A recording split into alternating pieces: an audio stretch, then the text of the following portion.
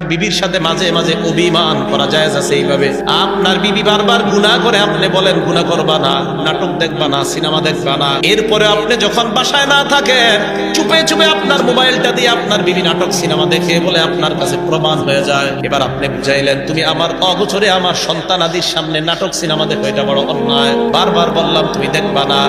স্ত্রী আপনি বলার পরেও যদি কথা শুনতে না চায় তখন কি করবেন? এক নাম্বার ফাইজুহুন্না ওয়াজ করা, ওয়াজ করতে করতে যদি কাজ না হয়, দুই নাম্বার ওয়াহজুরুহুন্না ফিল মাদাজি'i, বিছানা আলাদা করে দেওয়া। বিছানা আলাদা করার তিন ব্যাখ্যা। এক নাম্বার, একই বিছানায় শুয়া চেহারা আড়াল করে ফিরায় রাখা।